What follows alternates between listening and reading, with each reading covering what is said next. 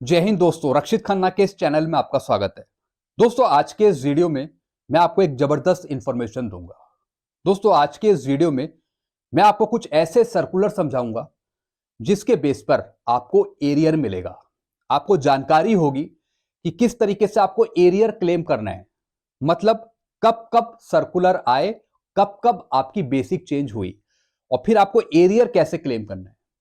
लेकिन उससे पहले एक छोटी सी इंफॉर्मेशन मैं आपको दूंगा। अगर आप पहली बार मेरा वीडियो देख रहे हैं या फिर चैनल देख रहे हैं तो आप मेरे चैनल से जुड़ सकते हैं, मेरा चैनल सब्सक्राइब कर सकते हैं जिसका नाम है रक्षित खन्ना, क्योंकि वेलफेयर से रिलेटेड जो नई नई जानकारियां आती हैं वो आपको समझाई जाती हैं, आपको अपना हक दिलवाया जाता है।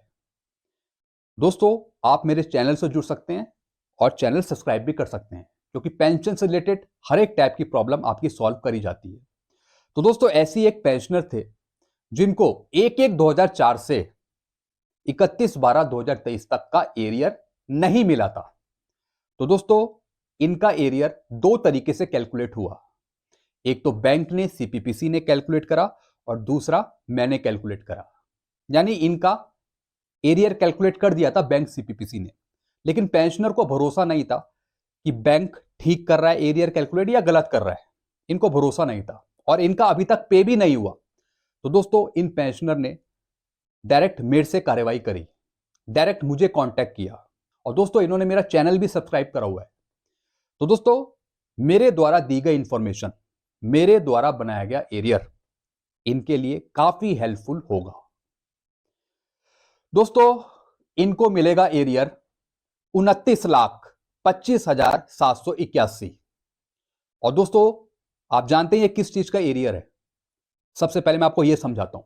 मैं आपको कुछ सर्कुलर दिखाऊंगा और उस सर्कुलर के आधार पे आप भी एरियर की कार्रवाई कर सकते हैं।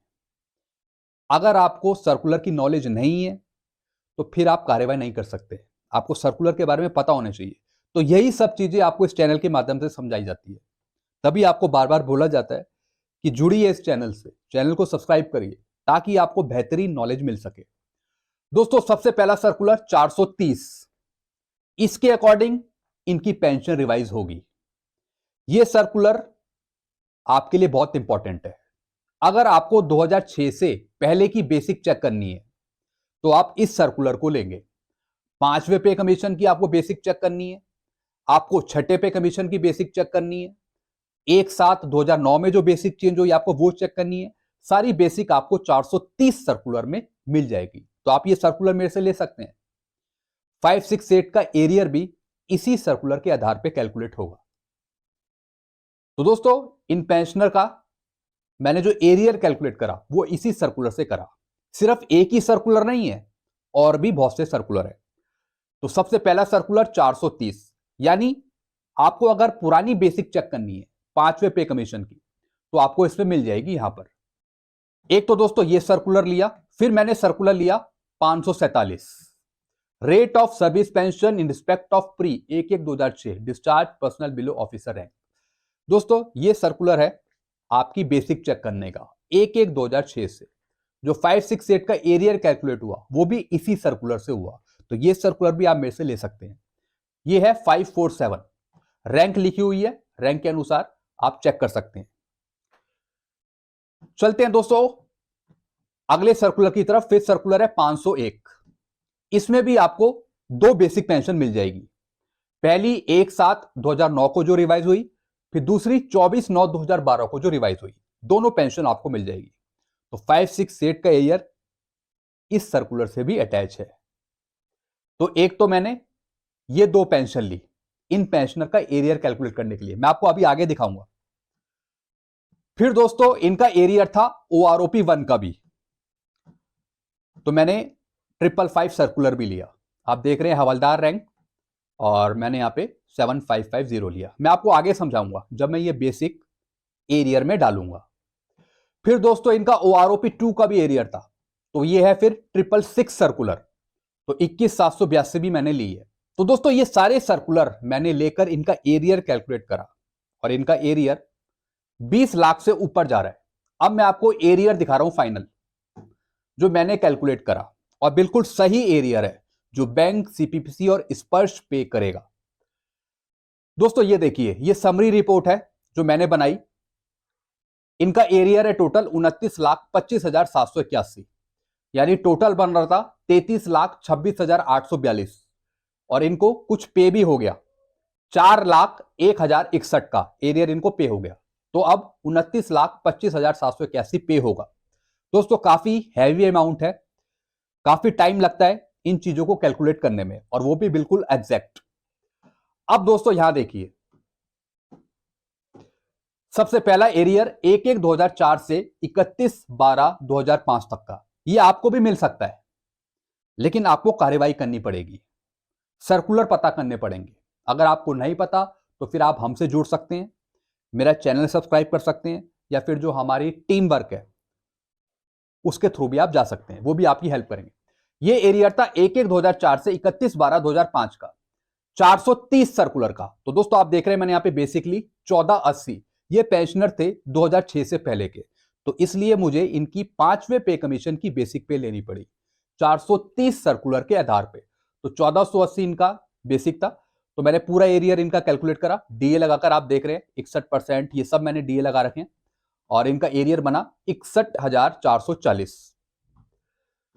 फिर दोस्तों दूसरा सर्कुलर 547, ये एरियर है 1/1/2006 से 30 जून 2009 तक का। जैसे मैंने आपको 547 और 501 सर्कुलर दिखाया था, यानी 1/1/2006 से अलग बेसिक, फिर 1/7/2009 से अलग बेसिक, फिर 24/9/2012 से अलग बेसिक। तो ये तीनों अलग अलग कैलकुलेट हुए हैं।